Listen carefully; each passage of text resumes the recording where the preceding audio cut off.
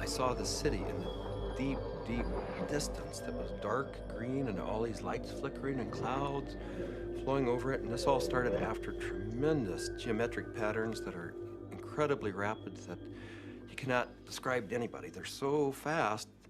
After those had slowed down, I saw this city in the deep distance. So I was sort of watching that, and then this ball of light goes right past me, right in front of me, like, what was that? It didn't scare me, except it was so close. After that, I started looking around. It's like you're in this place, and you're going, why am I in this place? And then I noticed that there was this woman off to my right with a real long nose. She had green skin. She was turning this dial, and I realized she was turning the volume of lights up and down on the city in the distance. And as soon as I looked at her, she noticed I was watching her. And she said, so what else do you want? I said, what else do you have?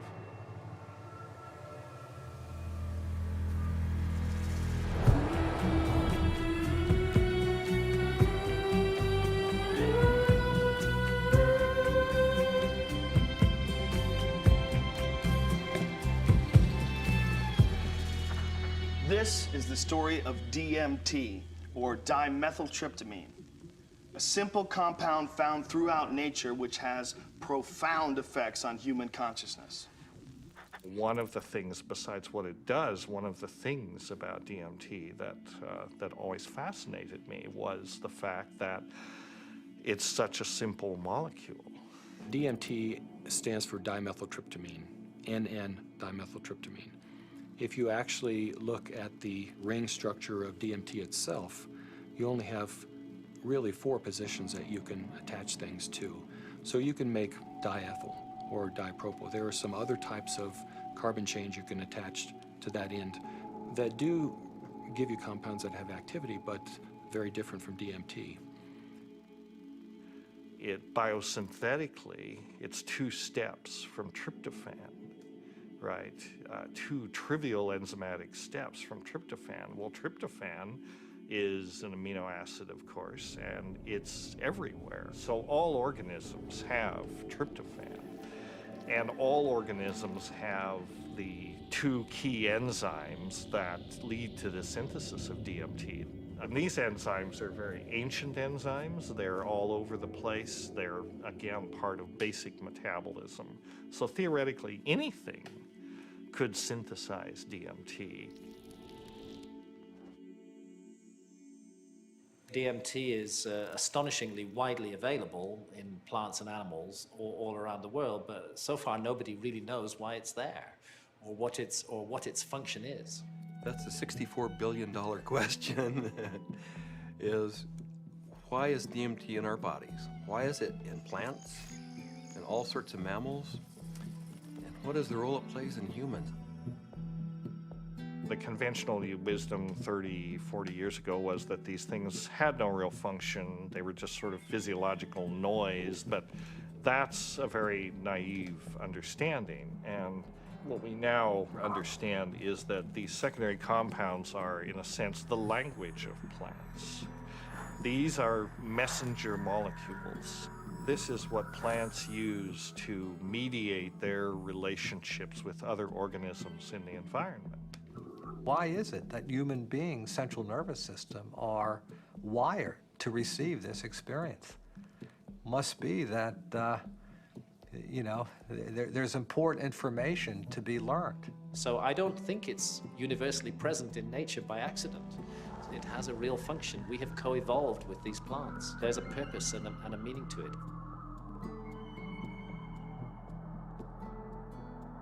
So it really fits in with the notion that DMT may be the common molecular language, resonant language, among all living beings on this planet and maybe others as well. I can't think of a more powerful tool to explore the whole question of what is consciousness. these substances are tools that can be used to expand awareness in all areas of life and apply that expanded awareness in for the betterment of people's lives and their communities, their families, and our society. The good news is that there's a growing number of Westerners and actually intellectuals, scientists, artists, movers and shakers, filmmakers, and so on, who realize that this stuff is all too interesting just to go on keeping it swept under the rug. And meanwhile, the Inquisition was a long time ago, the birth of rationalism was a long time ago. At this point, there's no good reason, apart from bad habit, to keep up these barriers. With the help of two concepts that are traditionally opposed, science and spirituality, we humbly reintroduce psychedelics back into the cultural dialogue. DMT, the spirit molecule, you know, it's a conundrum, it's a paradox. What the spirit is the inner world, the molecule is the external world. So the psychedelics or entheogens take us from the science to the spirit. I was drawn to the pineal gland, which is a very small organ in the center of the brain, which has always been an object of interest and even veneration for a lot of esoteric physiological disciplines. I thought, you know, it wasn't totally crazy to presume a pineal site of origin of DMT. Which, you know, fit in nicely with my theory that the pineal was somehow involved in naturally occurring mystical states. This hypothesis proposes that the pineal gland at certain times, when it's under a specific stress or stimulation, it releases a significant amount of this hormone, DMT, and it's that hormone that facilitates the entering and exiting of the soul in the body. This is what the Jewish sage mystics have been describing in a coded language for literally thousands of years. Through meditation, through fasting, chanting, any number of techniques, there might be a burst of endogenous DMT that was correlated with mystical and near-death experiences. And I had this theory that there was a big similarity between psychedelics and experiences that were possible with a lot of meditation. And that was one of the original findings that led me to start looking for a spirit molecule, for a compound in the brain that elicited mystical experience.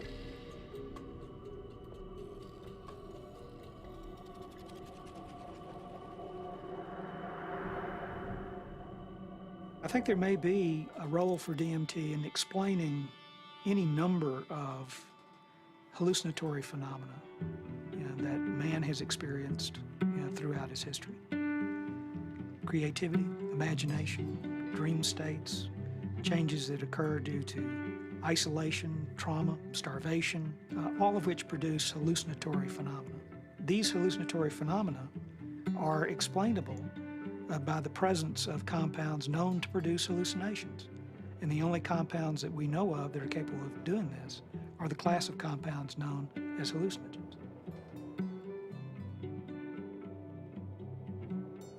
When thinking about spiritual states, I think endogenous hallucinogenic compounds and molecules that the brain can potentially release are probably very relevant to this topic, because on one hand, they may really help us to elucidate what is the neurochemical mechanism of these experiences. I mean, if we can say that there's a release of endogenous opiates, or we can say that there's a release of dopamine or something like that, and we can measure that release, and we can see where in the brain those different molecules go, what receptors they activate or deactivate, and hence we can really learn a lot more about what these experiences are, because it really can allow us to match up these experiences that people have with hallucinogens, as well as understanding where they are related in the context of the brain's receptors and the different parts of the brain that may or may not become active.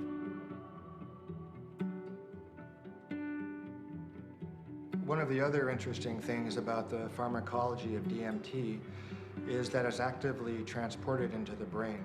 And so you have to wonder about the role of DMT in just everyday normal perceptual, activity. Too much DMT and things become very psychedelic, or, not enough, DMT in the brain can make things dull and flat and gray. There's something that, for me, makes sense about DMT. You called it the spirit molecule. It might almost be called, the reality molecule. Philosophically, it makes sense that something that would be so fundamental to the way we perceive reality would be imbued out there in reality.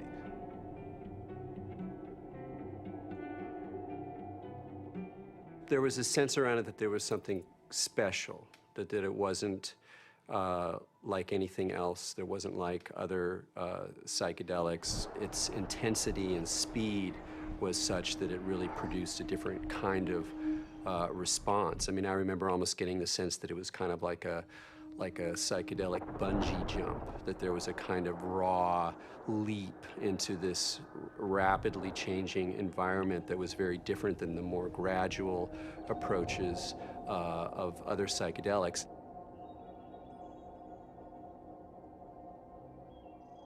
Smoke DMT is sort of like the drive-by shooting of psychedelics. You're in one place, bang, you're in another place, and then bang, you're back down. So it doesn't leave a whole lot of room for that narrative of who am I, what am I doing here, why am I in this space, what am I learning? It's almost like there was too much information to process in that few minute span to integrate once you drop back down. Dimethyltryptamine, when it's administered, has a very rapid onset and a very short duration of action. This is because it's very rapidly broken down by the body so that it can be cleared. DMT is rapidly degraded by an enzyme in the liver called monoamine oxidase, or MAO. That's the reason it's not active when you take it by mouth. Whereas psilocybin, when you take it by mouth, it's not broken down by monoamine oxidase very quickly at all. So it gets through the liver and passes on into the bloodstream and into the brain.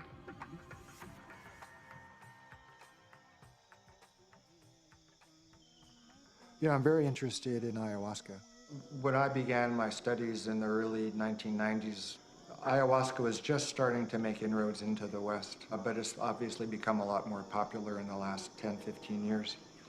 And the visionary ingredient in ayahuasca is DMT.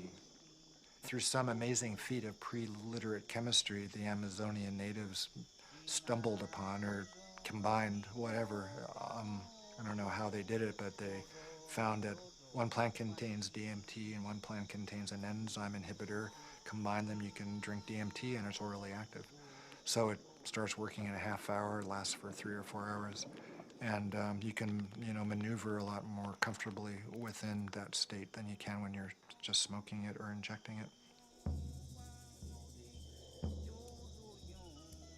Orally active ayahuasca tends to pick you up and gently carry you into the space and hug you and embrace you and clean you and show you all sorts of mystical visions, and then it very gently brings you back down like you're floating on a feather back to the ground. As valuable as my DMT experiences have been, I feel that there's a lot more enduring value, really, in this folk technology, which stretches it out and makes it a navigable space.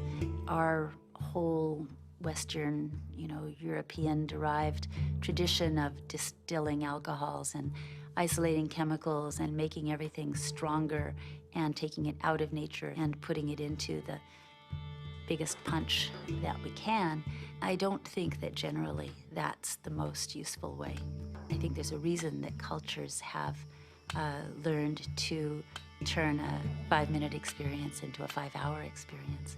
It seems to me that ayahuasca has had a plan and that it's reached out into the world and brought DMT into many, many thousands of lives in a much bigger canvas than it had reached for the last 10,000 or however many years. And it's done it very rapidly. and it's done it with form to go with it. And ayahuasca is much harder for the power structures that we have now. It's much harder for them to put down because it has been part of a legitimate religious and spiritual practice for thousands of years, certainly in the Amazon.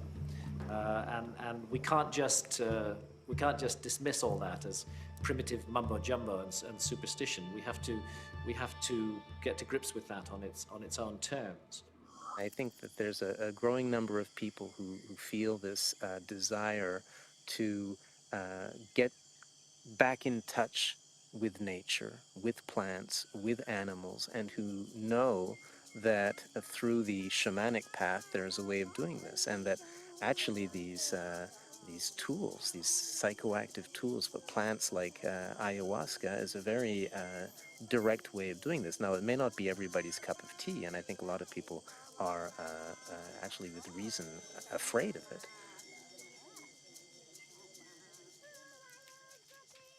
I think like a lot of people in my generation, I first heard about DMT through Terence McKenna. It was a very funny way to become aware of such a powerful and interesting and anthropologically rich topic as a compound like DMT, because it really became more, it was almost more of a concept than something that people were necessarily taking. The DMT flash makes it clear that disembodied consciousness is a possibility. I think that the whole tension of history and the tension of life seems to be about the shedding of the body. Terence was he was a good promoter. Basically, he said it's the ultimate metaphysical reality pill.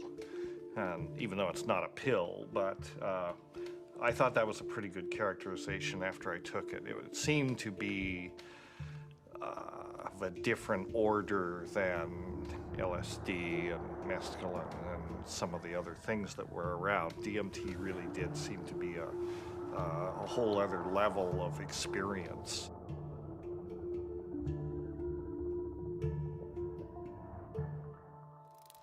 I ask that you suspend any opinions, either negative or positive, about these compounds. Whatever you believe their value to be, they continue to have profound effects wherever we find their use, whether it's contemporary Western culture or in the Amazon rainforest.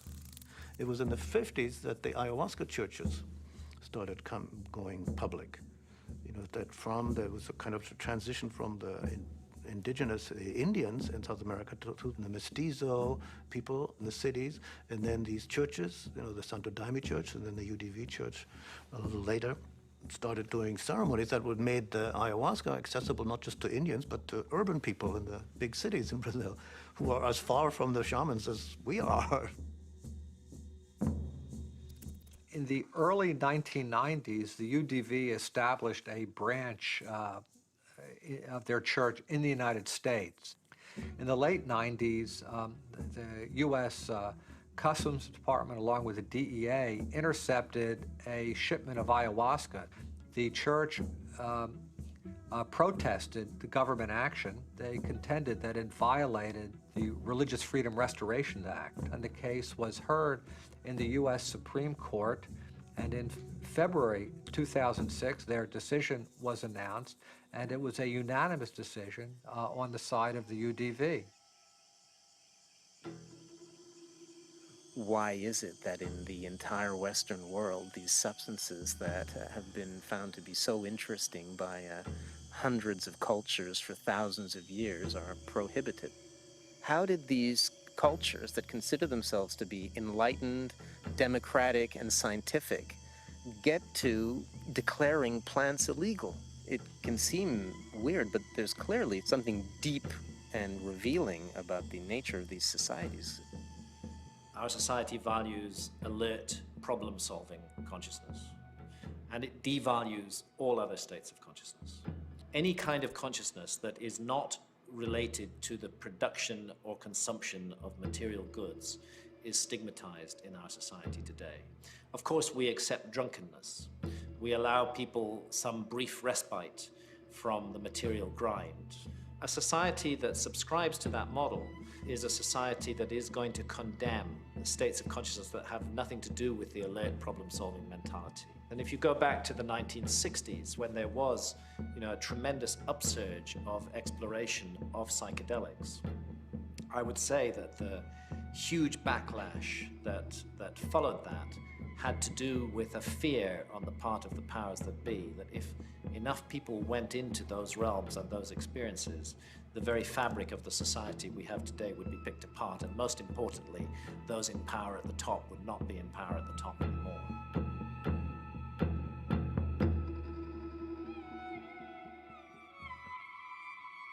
There was an optimism that was ungrounded, that Vietnam was happening, that all this real stuff was going on, and that the psychedelic movement wasn't really addressing that in a real way, and that Timothy and that bunch sold us a false bill of goods that didn't really work. We are now, whether we like it or not, in the psychochemical age. In the future, it's not going to be what book you read, it's going to be what chemicals do you use to open or close your consciousness. Chemicals can help us learn faster. Chemicals can help us expand or contract our consciousness. The atmosphere in the 1960s was, we are doing research here. We are dedicating our lives to trying just about everything on the planet. So we would try it, then we would talk about it, then we would evaluate it. We regarded ourselves more or less as spiritual pioneers. I mean, the way I look at the 60s, you can see it as a kind of failed attempt at a mass cultural voyage of initiation. So people would try to go out into these other realities, but they didn't have a basis for it. There weren't wisdom traditions and elders. There weren't like connections of shamanic lineages. So people would go out and they would kind of like smash apart. Timothy Leary really so discredited a scientific approach to studying this, because he started off doing interesting research and then got into advocating use in a way that was incredibly threatening. Culturally, we reacted, and politically, it became impossible to do this sort of research. Funding agencies didn't make resources available. Regulatory agencies increased the practical hurdles for initiating this kind of research. And I think people who had interest in research of this type largely were discredited because of their interest in the research. Social, political, scientific issues that came together pushed these drugs out of the scientific marketplace.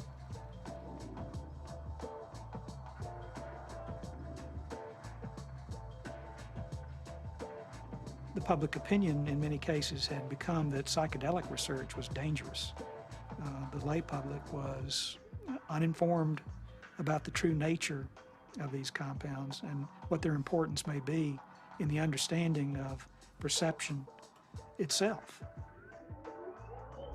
One of the tragedies to me is that the clinical research on these substances pretty much stopped around 1970. And for me, it's especially tragic because I really believe that these substances played a major role in the development of our philosophy and thinking throughout the world. What a lot of people don't realize is that psychiatry, up until the 50s, the field in general had no concept that neurochemistry played any role in emotion or behavior, which today seems really bizarre. And the discovery of LSD and its potent effects on the human psyche occurred almost contemporaneously with the discovery of serotonin as a molecule in the brain. And it was really when people looked at the structure of serotonin and compared it with LSD that they really began to think, maybe neurochemistry plays a role in brain chemistry and behavioral states. If LSD had not been discovered, I doubt we would have had any of the drugs we have, at least not as quickly as we do for treating depression and so forth. Once these drugs became abused and scandalized, psychiatry had to really work hard, to distance themselves from any valid scientific scientifically meritorious relationship with psychedelics. Being a psychiatrist and saying you want to learn or study about psychedelics, it's not that well received. And I made one mention one time and was discouraged from really bringing it up again for actually a number of years. For cultural reasons, the whole class of compounds got pulled off the clinical bench, and no research has gone on for 40 years. So scientifically, I can't imagine a more exciting area to be pursuing. How does one go about studying these plants and compounds? Plants and compounds which produce unimaginable experiences and appear to shed light on some of humanity's greatest mysteries. In order to answer that question, Dr. Strassman conducted the first human psychedelic research in a generation. One of the things that I had established early on was being able to discriminate between studies in the scientific realm and recreational use. But in the early 1980s, I reviewed all of that literature and could pretty well establish that if people were really carefully screened and supervised and then followed up, that the incidence of adverse reactions to LSD and related psychedelic drugs was extremely low. The drug or the compound or the chemical that seemed like the best candidate to sort of reopen the U.S. Front on psychedelic research would be DMT. It was really, it was exciting for me because I thought this is the first study in a generation. And not only that, despite the fact that DMT had been used safely in earlier studies and it was this natural component of the brain, DMT is one of the most profound and potent psychedelics known. So it wasn't just an initiation of clinical research, it was a reinitiation of clinical research with an extremely potent drug. I was of the strong opinion that you could do these studies, and Rick agreed. So we had a number of discussions, and at some point the discussion came up, Dave, what if I do all this paperwork and spend all this time and get to the end of things and I'm ready to go and I can't get the DMT? And that was a real possibility because DMT, clinical grade DMT, wasn't a chemical you could just buy off the shelf somewhere. And I told Rick, if you get to that point and no one will make it, then I'll do it. And ultimately Rick got to that point and I made it. The design of the study was fairly straightforward. Give people DMT and measure as many variables as possible. I had to sort of anticipate a lot of objections that would come my way from the regulatory agencies that oversee this kind of research.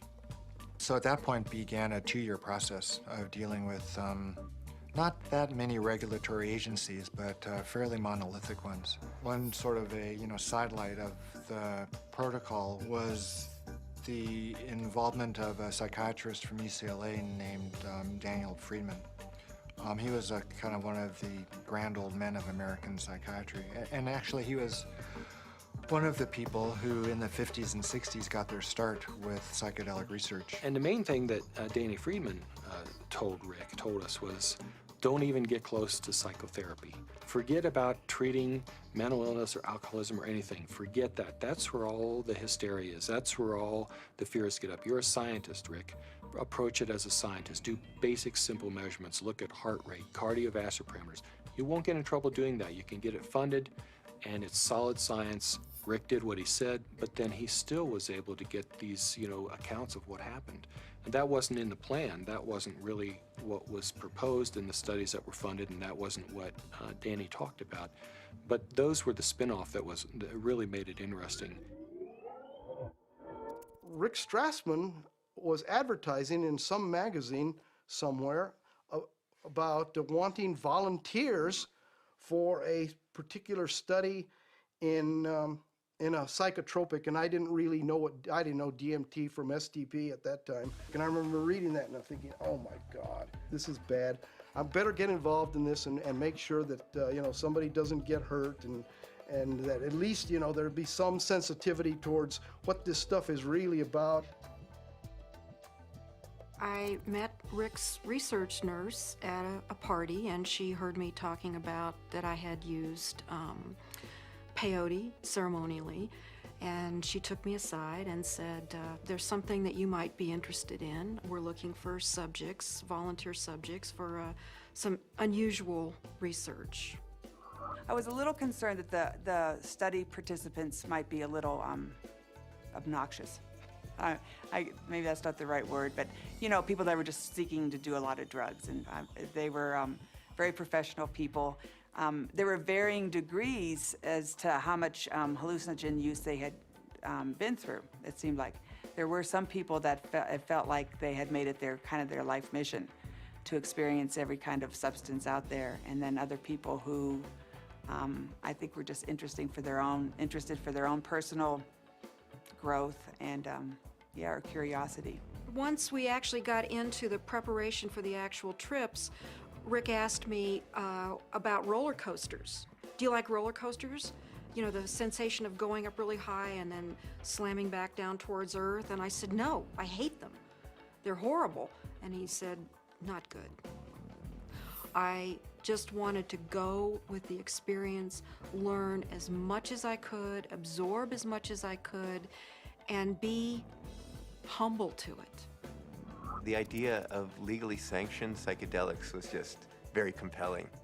Plus, you're in a hospital, so should you get that uncomfortable experience that you're dying, you're with doctors in a very safe environment from that point of view. I mean, this was really very cutting edge, very out there, it was high risk, and people knew what they were getting into, and they wanted to have the extra reassurance, and I was glad, actually, to have a crash cart in the room and a team, you know, in the hospital to respond to any emergencies.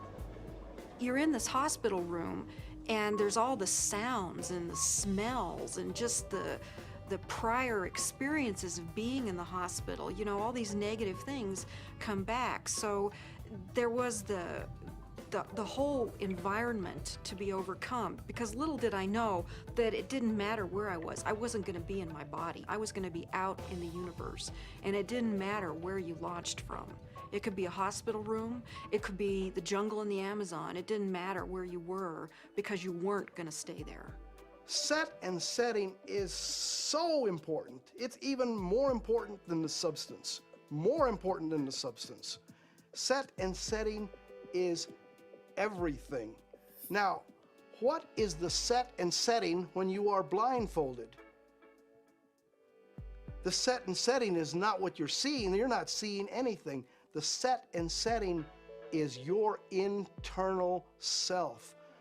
The things that you have learned, the capacities that you have achieved, the conditions of your own psyche and psychology, these are your set and setting.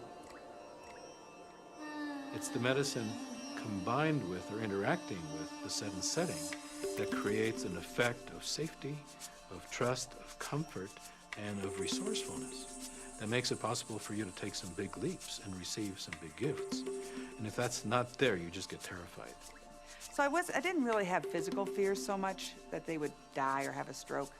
I did have some fears about people's mental health, you know, especially with some of the higher doses. We gave one gentleman who had a lot of experience with the drug one dose, and he didn't think it took him far enough. So then we gave him a higher dose, and he was gone. He was really gone. It reminded me of something from The Exorcist. I mean, he just boom, sat bolt up in the bed, and his eyes opened up, and they were completely dilated and black. And I almost thought he was going to turn his head completely around. And I remember looking at Rick, and Rick looked at me, and I thought, oh my God, he's gone. I hope he comes back. And he did.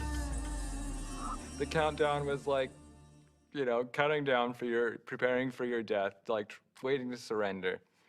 And you'd feel the coldness, and the coldness just going through your veins, and it's really indescribable. It's hard to, you know, it's like ice going through your veins. And the next thing that would happen, besides my racing heart, is this burning sensation would happen on the back of my neck. I mean, this was reliable. This is like clockwork. This happened every time that you shot me up with DMT. And then there'd be a hum, and the hum would get louder and louder, and to the point where it broke apart everything that I was or knew. It was just this It just got louder and louder until you just had to surrender to the sound. And then you were there. I would get a warm, full feeling, a golden feeling in my chest before it went to my head. And I'd feel this warm rod about 1.5 inches in diameter start growing up inside my central channel. It would come up and sort of slow, warm up my chest, go up through my head, and slow down and put tremendous pressure in my sinuses behind my eyes, and slow down. Start to grow and distend the skin behind my forehead about 1 inch, behind my hairline. And when it had, I was afraid it was gonna pop my skin a few times because it was a very physical feeling. About 1.5 inches, 2 inches above my skull, when it popped through there, then the psychedelic trip would start. I thought I died. I saw the white clouds, you know, the Renaissance white fluffy clouds with the gods and the angels and all that stuff is what I saw.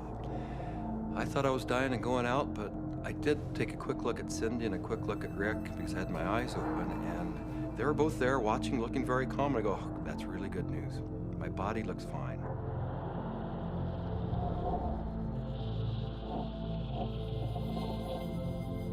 So I didn't know whether it was my birth I was re-experiencing, my death which was yet to come, because I know that time crumbles. The linearity of time is totally meaningless in these states.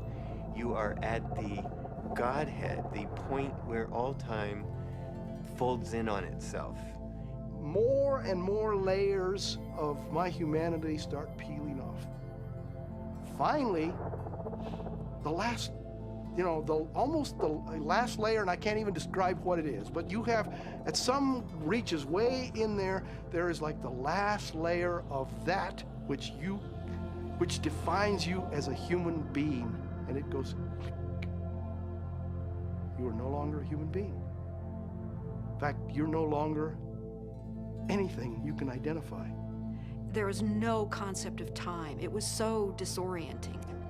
I was so terrified. I have never in my entire life been so terrified to be blasted out of my body, to leave my body behind, to be going at warp speed backwards through my own DNA, out the other end, into the universe. And so I went right into this white light. As soon as I went into it, I lost any sense of being different, any sense of what I was doing, past, any sense of future. It was absolutely blissful and euphoric, and I just felt like it wasn't I. I was everything. I was the light. There was no sense of separation, no shadows, no differences, no past, no future. It was all present and white to yellow light. Then I felt myself falling out of this light, and as I fell out of it, I could feel the light was like a glow, like the sun with flames coming out and lapping out, and I could already start to feel this tremendous separation. I reached across, and it was suddenly I'm in the universe, in this huge void, with these beings on the other side, and I put out my hands, and this incredible rainbow of pink light went between me and these entities. And I was trying to make it be like a white light, but it was this incredible pink light, this energy of love that this capacity of love that we as human beings have, that I was trying to just send to them. This meteor-like trip through the infinite space of the interior consciousness is up pops the picture puzzle pattern door. And I'm now whizzing through this sucker like if it was nothing. I'm flying through it. But now I know what the picture puzzle pattern door is. The picture puzzle pattern door is the farthest reaches of your humanity. This is the doorway into what defines you as a human being. When you go past that, you stop being human to a degree, and the further you get past this point, the further away you go from being a human being. But right here, this picture puzzle pattern door is everything. It's everything. It's what defines you as a human being. This picture puzzle pattern door is you. This is like the actual core of where all of reality is emanating from. This is where meaning comes from. Symbols were pouring out. They were intertwined. Every symbol and letter and in every language was pouring out of this point. And I looked around at my environment and I was trying to absorb everything, to understand, but there were all of these machines or structures or things that I had never seen before, that I had no idea what they were. I was like a caveman in a computer lab. I didn't have any idea, but I knew in my intellectual awareness that this was a very advanced civilization or life forms or whatever they were. They were so far advanced from what we know here on Earth. There's one state in it, I call it the hobby horses, and they're interlocking, reticulating, vibrating hobby horses. And I use that's what they seem like to me. They interlock and they form a visual pattern that seems infinite in scape. And then you're on the inside, outside, inside, every side. And so it's less possible to use, words sort of start to escape you. The texture of the space was very much like an animated Mexican tile. It seemed to be hyper vivid in color, in a Technicolor sense, but also very clay-like and earth, like with an earthen, pointing towards earth, but not really being of earth. And there was no I, there was just a sense of a witness being suspended in this incredible vaulted space, like a cathedral made out of stained glass of all imaginable colors, unbelievable brilliance and saturation of color, just this amazing pattern in this dome, this gigantic dome. It felt like the size of a small planet. And there were these winged beings. I don't remember exactly what they looked, but were like angels, something like angels, that were majestically kind of flying through the space. But there was something about the quality of how they were flying that was unique. I'd never seen anything like it. It was like, I don't know, the sense of another realm that was there. My sense was at some point, there was this implicit sense, this is the divine realm. This is the divine realm. And it was not like a thought, but it was like this implicit kind of grokking recognition. It was all very, very impersonal until I got to the space where I realized that I was in the area where souls await rebirth. And I was there, and I had been there so many times before. I recognized it, and this incredible transcendent peace came over me. I have never in my life ever felt such peace. Everything was stripped away. Every hope, every fear, every attachment to the material world was completely stripped out of me. I was free to just be the essence of a soul. After the medicine wore off, there is that familiar sensation of kind of coming back into the body. And I do remember that. That was part of almost all of those experiences of kind of coalescing back into sensory awareness and a sense of having a body and of that becoming a little more substantial, and then say, oh yeah, here I am, and I live in a body and I'm okay. So Laura removes the eye shades, and I ask, not really with my eyes open quite yet, I ask, how long was I gone? Because I needed to know. And Rick chimes in like 15 minutes.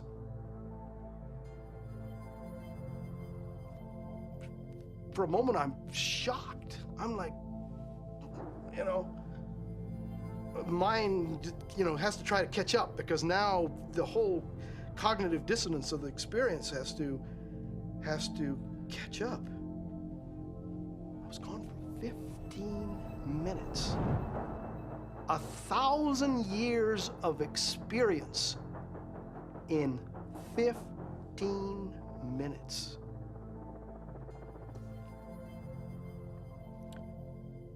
Well, to say the least, it was profound. It was profound. I mean, it's amazing. I mean, it's amazing what a human being can experience in a hospital bed. I mean, they can experience almost the whole universe. You know, life, death, everything in between. This is not some recreational thing, and I don't believe anybody should enter this lightly. It is life transformative. It will perhaps shake you enough to realize, you know, that you need to be awake to the fact that you don't know, and that is the beginning of starting to know. What we see here is such a tiny part of what is real.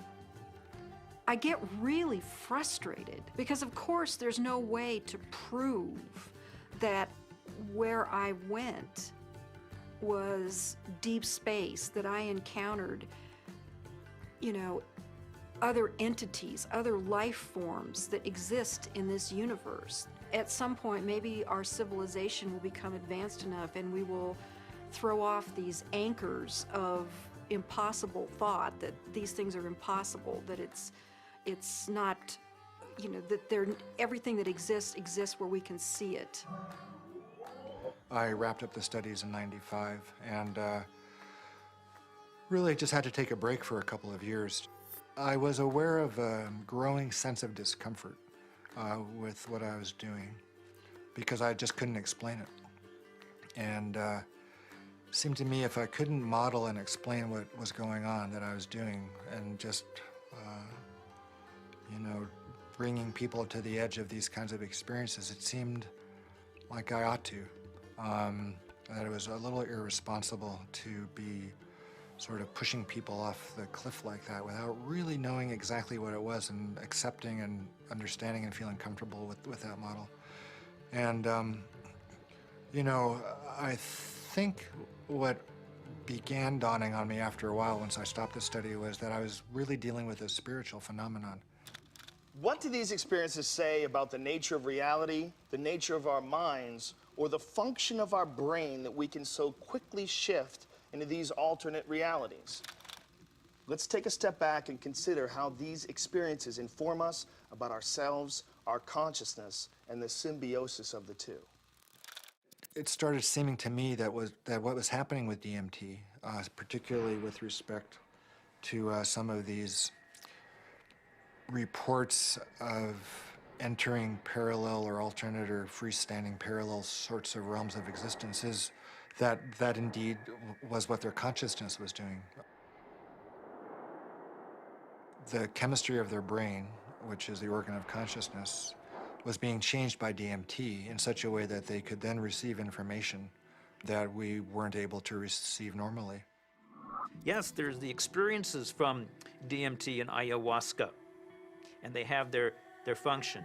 But if we'll also look at what it enables us to see, it just rips that filtering mechanism away for a few minutes, and for a few minutes you're immersed in sort of this raw data sphere of input, of sensory input, of memories, of associations. I mean, it seems like the brain builds reality out of these things, what you're experiencing, what you have experienced, and how you associate and synthesize these things together to tell yourself a story, essentially, about what's going on, where you are in space and time.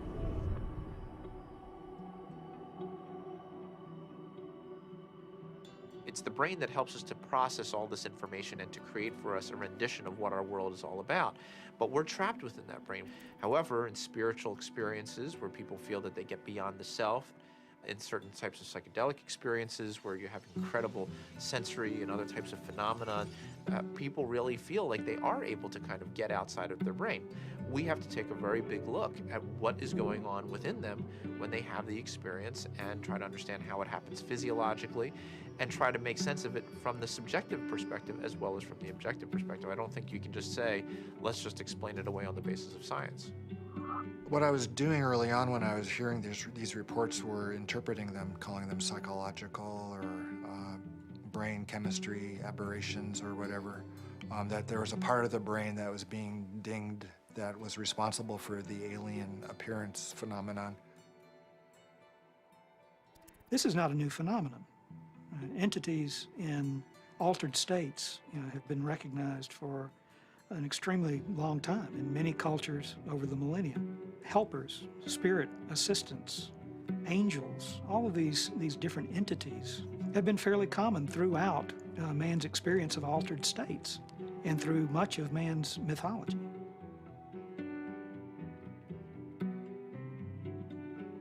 I don't think it's out of the realm of possibility that people are in some way interacting with some sort of an intelligence or sentient being or something that exists at some level that's not in this three-dimensional physical plane.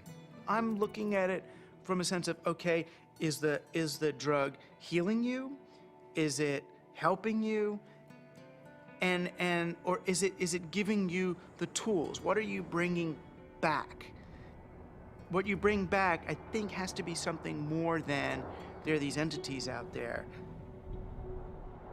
The best psychedelic explorers are people who realize that even the truths they see on a trip are not truths, but new models, new what-ifs, alternative frames. Unless there is a map and a clear methodology, then one will just have a variety of different experiences.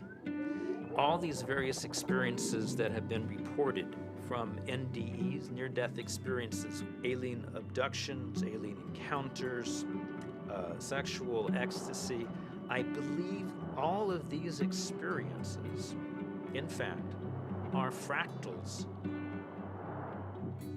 If we understand the concept of fractal geometry, no matter how small it is, it contains everything that is in the larger picture.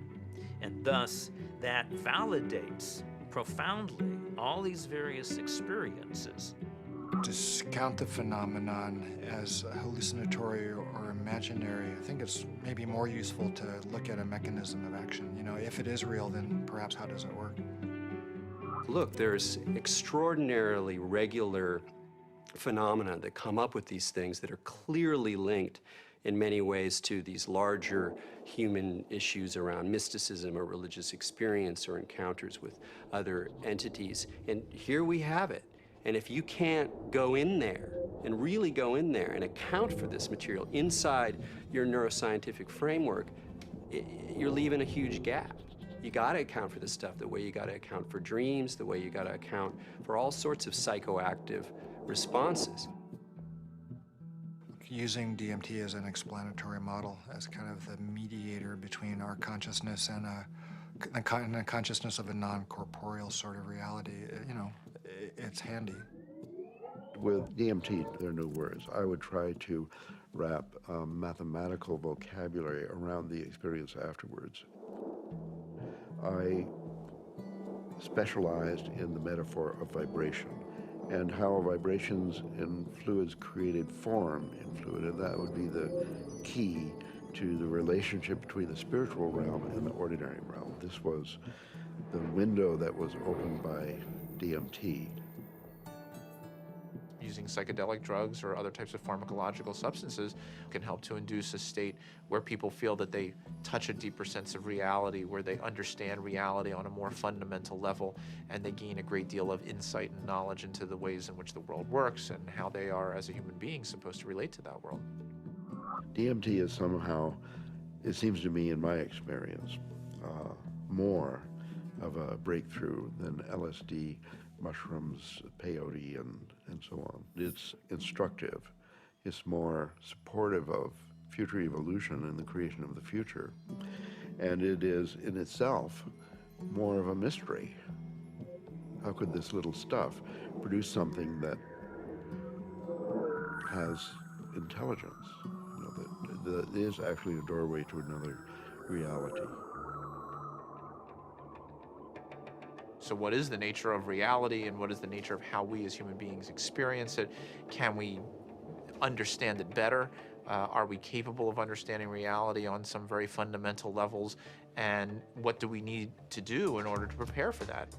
You know, there are parallel universes, it seems, at least that's a theory in modern physics. There is dark matter, which is a huge amount of the matter of the universe, maybe 95% or more.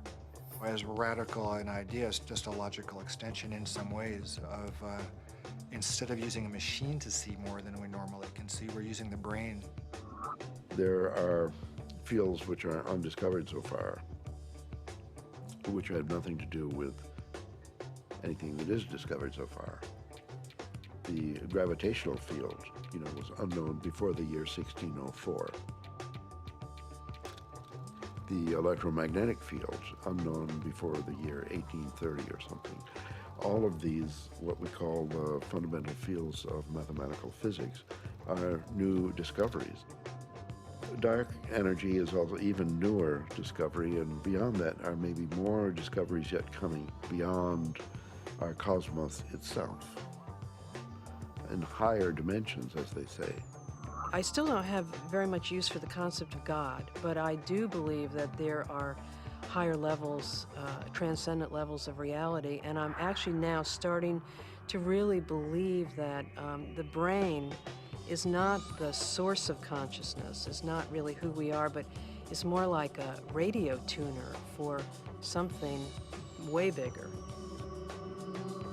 Are these experiences, spiritual experiences or otherwise, are they created by physiological processes, or is the brain itself responding to something that's going on?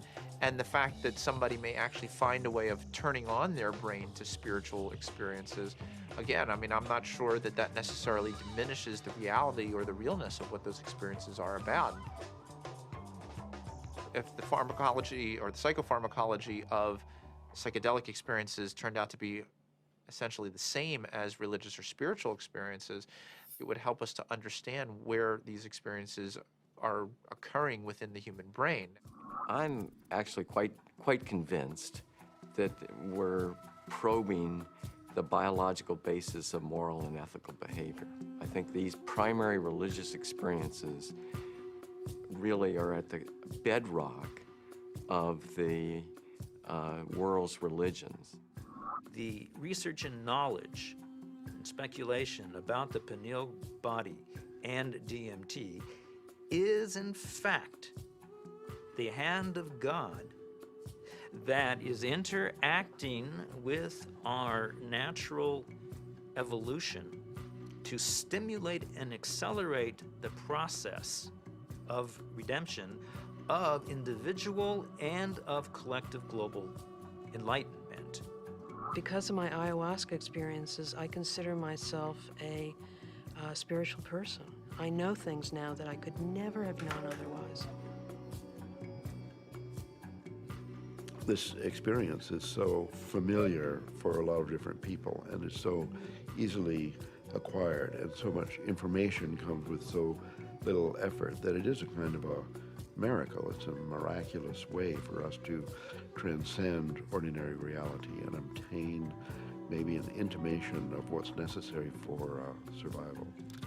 Ranging from new forms of medical treatment to a better understanding of the universe to life-changing spiritual revelations, these natural tools offer us the ability to seek greater knowledge. Tools that could positively affect life on our planet. Let's answer Dr. Strassman's question. If so, so what? Because of the collapse of consciousness, spiritual and scientific knowledge split apart. Both these modes of knowing have to come together. In other words, science and technology, from a traditional religious perspective, is not an extra. It is part of the process by which humanity is going to evolve into its next stage. How do we find like the right form for psychedelics in the future? I mean, assuming that psychedelics are part of the human future, right? For that, at the moment they're still, generally repressed and suppressed and illegal. If that were to change, how would we begin to construct a kind of system that would allow for a kind of rational and mature exploration of psychedelics? I think that the name of the game is to show science the pertinence of this somewhat outlandish realm. And it's not just crazy stuff. It shouldn't be considered as, let's say, not even worthy of interest or illegitimate. I actually think because it's declared off bounds, it just makes it interesting to start with. But one doesn't want to throw out the baby with the bathwater, and I think it's really important to stay faithful to science. What does it mean? Why is there a part of the brain that seems to be, for lack of a better word, a God detector? What's the evolutionary advantage to having some part of the brain that seems to, trigger and mediate experiences of the transcendent? The Kabbalah is revealing to us that the pineal body is actually the very edge of the higher dimension that is penetrating into our lower dimension, and it is located precisely in the middle of the brain. I can remember reading about Descartes, thinking that it was actually the interface between the spiritual dimension and the dimension of matter. And I remember studying that as a foolish idea from our history. And now it seems actually like a very interesting idea. What we are looking for out there is really in here. It is the doorway. It is the gate. So we focus on the transformative effect of the psychedelics. But it's also true that the reverse is true, that it requires transformation in order to embrace psychedelics. It's one of the tricky paradoxes of postmodernism, that psychedelics both require and produce a transformative effect. We have severed our connection to spirit. That's what our society has done. It has sought to persuade us that the material realm is the only realm, and the only way we're going to recover is to reconnect with spirit.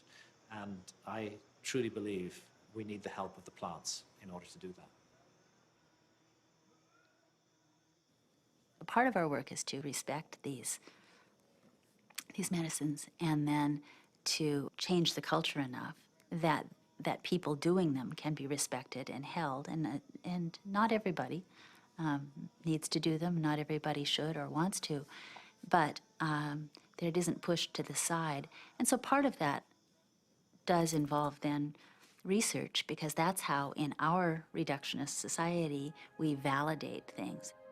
With the passing of the years and the opportunity for sober reflection, I think there's a growing appreciation that there may be something to gain from studying these compounds, that there's a lot we can learn, and there may very well be treatment models, particularly for patient populations for whom conventional treatments are ineffective, for whom the psychedelic model, when utilized optimally, may provide great benefit. I think the most important thing that we could do right now that would be fairly straightforward to do is to ask and answer the question of whether ayahuasca could help people who have drug and alcohol abuse. And given that we know that DMT and similar alkaloids have a very strong effect on the same receptor sites that are involved in depression, and the notion that most people, in my experience, who use drugs and alcohol are self-medicating a deep depression or an anxiety. I've had permission now over the last few years to utilize psilocybin, which is the active alkaloid in hallucinogenic mushrooms, in the treatment of patients with advanced stage cancer who have anxiety. We're treating the anxiety, not the cancer. Now, psilocybin is 4-phosphoryloxy-NN-dimethyltryptamine. So obviously, from a chemical structure point of view, very similar to DMT. Ultimately, what I want to do is see these things used in the way that they were used traditionally, to heal people, help people. And right now, helping people come to terms with dying. It changes your whole relationship to your death, your impending death. Believe it or not, you're gonna die. And now, with this tool of having crossed over already, some of the fear around that will disappear.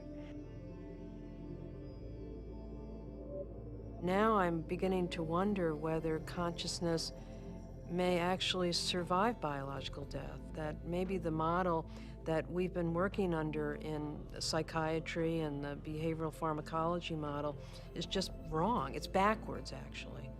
That consciousness is primary in the universe and matter is a result of. Utilizing substances like DMT or 5-methoxy-DMT may really help us prepare by practicing a transient dying experience. Thus far, we're observing very positive effects in regards to the nature of experience during the session and then subsequent effects on mood regulation and anxiety control, pain perception, and overall quality of life for cancer patients. By and large, our subjects do quite well in the time they have remaining.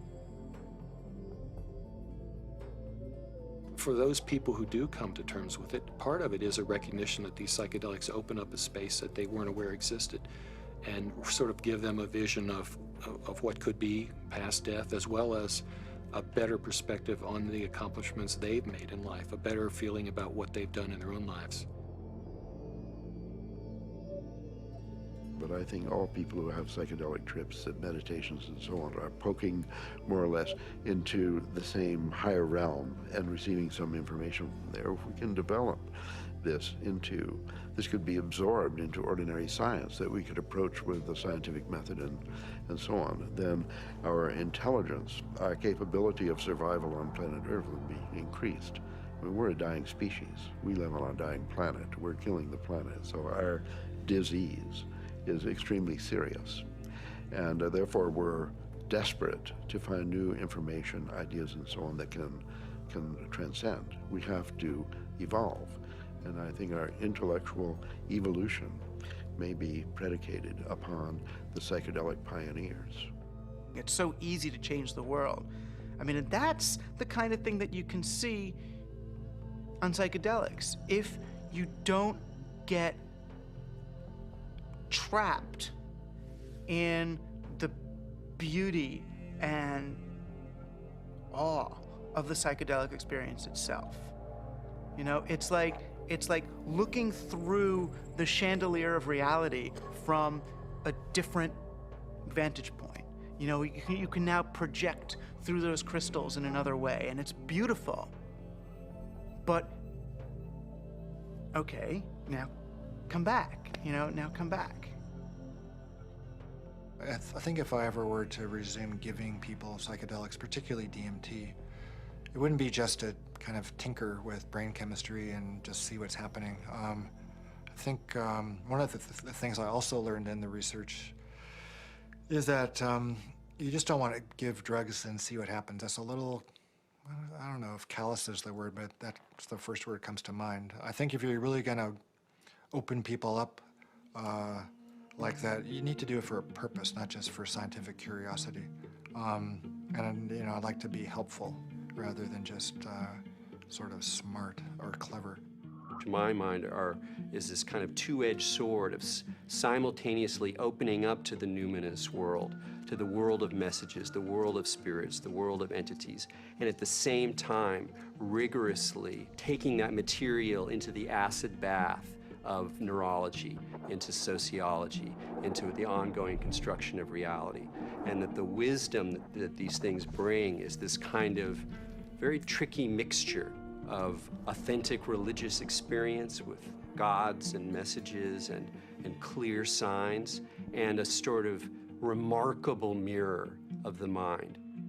The curiosity, perhaps the uniqueness of the human creature, is that we live in both realms. We have the ability for spiritual experience, and we have the ability for physical experience. The agenda of the spirit world, if there is an agenda, is to allow us to experience our full potential and to deliver our full potential. And maybe the choices that we are making right now as a civilization and a society rebound far beyond ourselves. And I think DMT is a forcible reminder that there's a lot more about reality, the universe, ourselves, the biosphere, whatever, that there's a lot more to it than we imagine.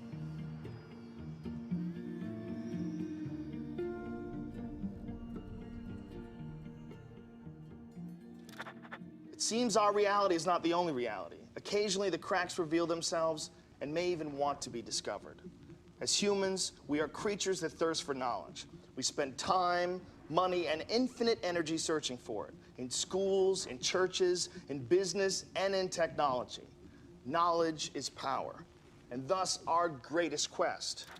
Dimethyltryptamine, a molecule with a complex name and the simplest ability to unlock the door to another dimension, and perhaps, just perhaps, our future evolution.